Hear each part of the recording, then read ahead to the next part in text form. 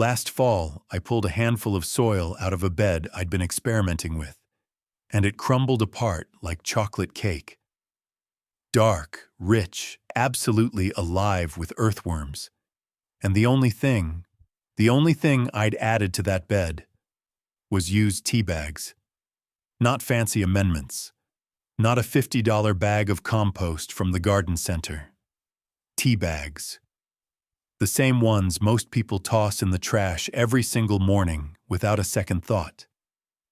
And what that soil produced, the tomatoes, the peppers, the greens, honestly, it was some of the best I've ever grown.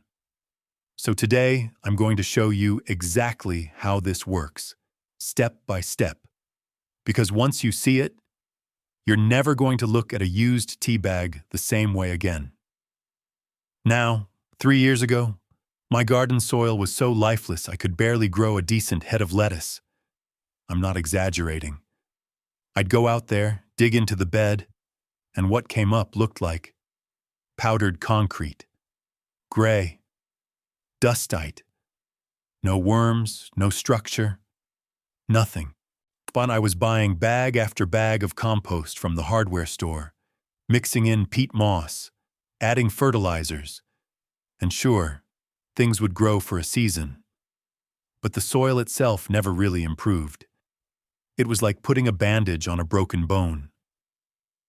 Every spring, I was starting over from scratch, spending more money, hauling more bags, and getting, honestly, mediocre results.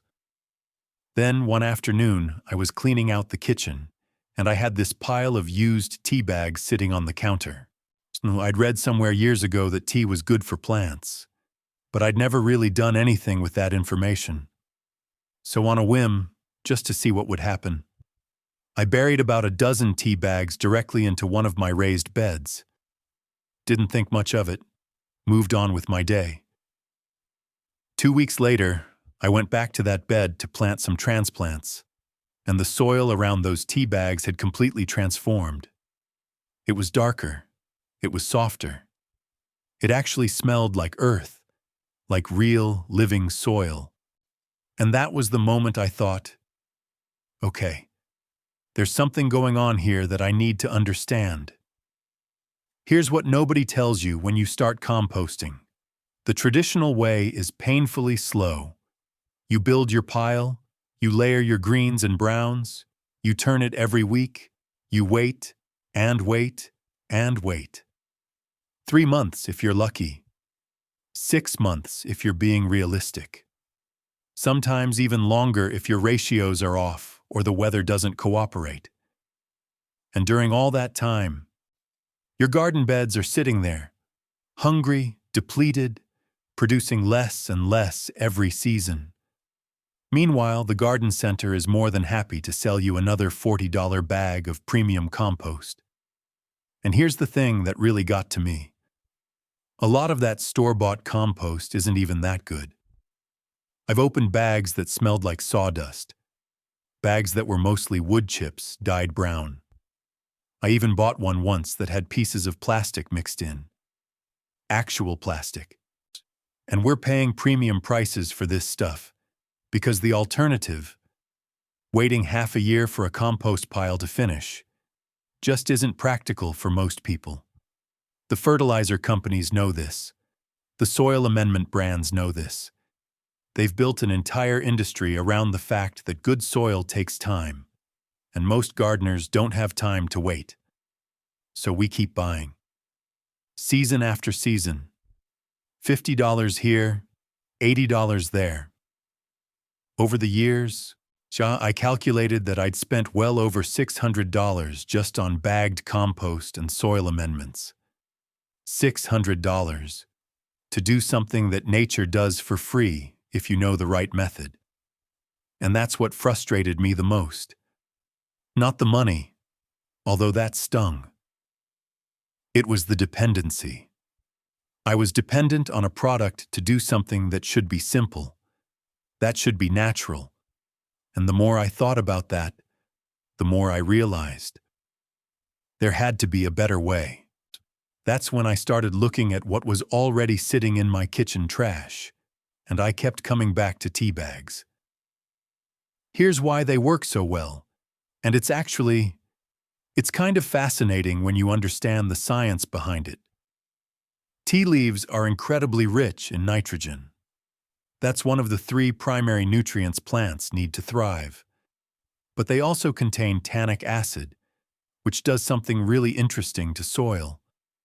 It helps lower the pH slightly, creating conditions that beneficial microorganisms absolutely love. So when you bury a tea bag in soil, you're not just adding organic matter, you're creating a microhabitat. The bag itself acts as a slow-release container. The tea leaves inside begin breaking down almost immediately, feeding bacteria and fungi that are essential for healthy soil structure.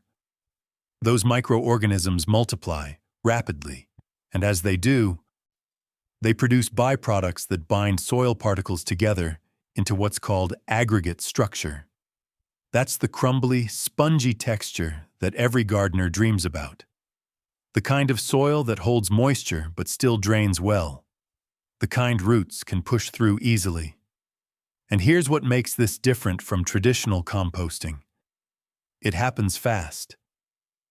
Because the tea leaves are already partially broken down from the brewing process, they decompose in a fraction of the time raw materials would take. We're talking days, not months. The moisture from the surrounding soil activates the process almost immediately, and if you add a couple of simple accelerants, which I'll show you in a minute, you can have genuinely transformed soil in about 14 days. Not perfect looking, but still developing soil. Actually rich, dark, living soil, teeming with microbial life and ready to grow serious food. All right, let me walk you through exactly how I do this, because the method matters more than you'd think. There's a right way to do this, and, well, there's the way that wastes your time. So let's make sure you get it right the first time. First, you need to collect your tea bags, and I want to be specific here. You want bags made from paper or natural fiber, not the silky plastic mesh kind. A lot of the premium pyramid-shaped bags are actually made from nylon or polypropylene, and those will not break down in your soil.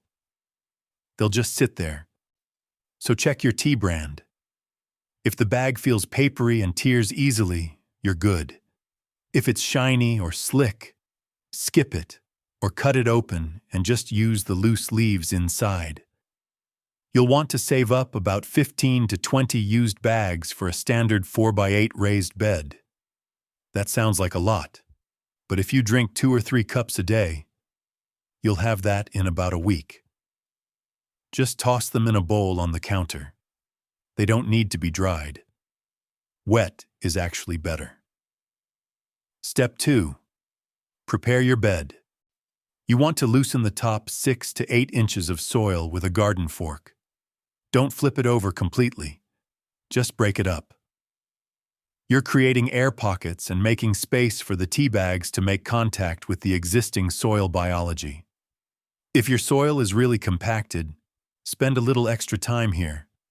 This step matters more than people realize. Step 3. And this is where it gets interesting. Take each tea bag and tear it open. Don't bury them whole. That's the mistake I see most people make. Whole bags work, but they're slow. When you tear them open and scatter the loose leaves, you're dramatically increasing the surface area that's in contact with the soil. More surface area means faster decomposition, more microbial access, faster results. Spread the leaves evenly across the bed. You don't want big clumps in one spot and nothing in another. Think of it like seasoning food. Even coverage.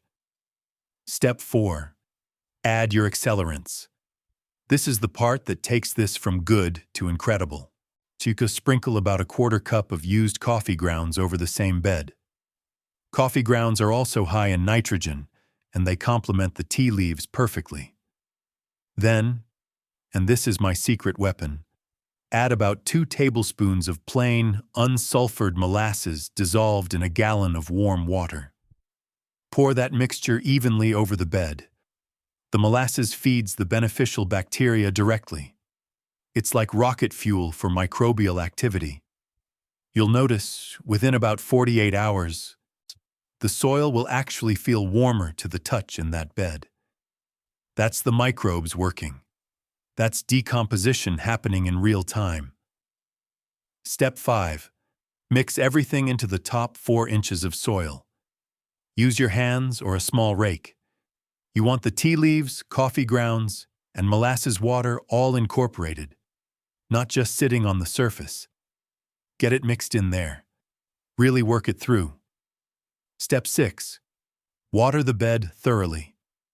You want it damp, like a wrung-out sponge. Not soaking wet, not dry. Consistent moisture is critical for the next 2 weeks. If it dries out, the microbial activity stalls and you'll lose momentum. I check mine every 2 or 3 days and add water if the top inch feels dry. Step 7. Cover the bed with a layer of cardboard or a few sheets of newspaper. Then wet that down too. This serves 2 purposes. It holds moisture in, and it blocks light, which keeps the soil temperature more stable and encourages worm activity. Worms are going to be your best friends in this process. They'll migrate toward all that organic matter, and their castings will supercharge the soil even further. Now, here's a crucial detail. Don't skip the covering step. I know it seems unnecessary, but the difference between covered and uncovered beds in my trials was dramatic. The covered beds had roughly 3 times the worm activity, and the soil was noticeably darker and more structured after 2 weeks. The uncovered beds improved, but not nearly as much. So take the extra 5 minutes and cover your beds. By day 3 or 4, if you lift that cardboard and peek underneath, you're going to see something pretty remarkable. The tea leaves will already be partially broken down. The soil will be darker around them. You might see white fungal threads. That's mycelium, and it's a fantastic sign. It means the fungal network is establishing itself. Don't disturb it. Just put the cover back and let it work. By day 7, about halfway through, dig your fingers into the top few inches. The texture should already be changing. What was hard and clumpy should be starting to feel softer, more granular. You might notice a sweet, earthy smell. That's the smell of healthy, active soil biology. If you smell anything sour or like ammonia, your bed might be too wet. Pull the cover back for a day and let it breathe a little. By day 14, pull that cover off completely. Dig in. And this is the moment that, honestly, it still gets me every time. The soil should be dark, crumbly, full of life. You'll likely see earthworms. You might see tiny white springtails, which are another incredible sign of soil health. The structure will hold together when you squeeze it, but break apart easily when you poke it. That's the aggregate structure I mentioned earlier. That's what plants absolutely thrive in. So what can you actually expect after 2 weeks? In my experience, and I've done this across multiple beds over 3 growing seasons now, the results are remarkably consistent. Soil color darkens significantly, from that washed-out gray-brown to a rich, deep chocolate brown. Water retention improves dramatically. My amended beds hold moisture about twice as long as my unamended ones, which means less watering throughout the season. Root development in transplants placed into this soil is noticeably faster. I've compared side by side, same variety, same watering schedule, same sunlight, and the plants in the teabag amended beds consistently outperform. Bigger root systems, stronger stems, more productive harvests. And the cost? Essentially, zero. Used tea bags, coffee grounds you were going to throw away, a couple tablespoons of molasses, which costs about $4 for a bottle that'll last you an entire season. Want to compare that to $50 or $60 for a few bags of commercial compost. Compost that, honestly, probably isn't as biologically active as what you just made for free. And there's something else that matters here. Something beyond the money. When you build your own soil this way, you know exactly what's in it. No mystery ingredients, no microplastics from who knows where, no wood chips from treated lumber. Just clean, simple, organic matter, transformed by the same biological processes that have been building soil on this planet for millions of years. That's not just gardening. That's real self-sufficiency. Here's what I want you to do, and I mean this week, not someday. Start saving your tea bags. Get a bowl, put it next to the kettle, and every time you make a cup, save the bag. In 7 days, you'll have enough to do your first bed. Try one bed. Just one. Do the method exactly as I showed you. Tear the bags open, add coffee grounds, add the molasses water, mix it in, cover it up, keep it moist. In 2 weeks, go out there and feel that soil with your own hands. You'll understand immediately why I'm so passionate about this. And when you see the results, tell me about it in the comments. I want to hear what you're growing in it. I want to see how your soil changes. If you want to take this even further, I've got a video on building the ultimate raised bed soil from scratch, and another one on 5 kitchen scraps that supercharge your garden for free. Both of those pair perfectly with what you learned today. But for now, start with the tea bags. It's simple, it's free, and it works. This is how we stop depending on garden centers and start building real, living soil with what we already have. Your garden and your wallet will thank you.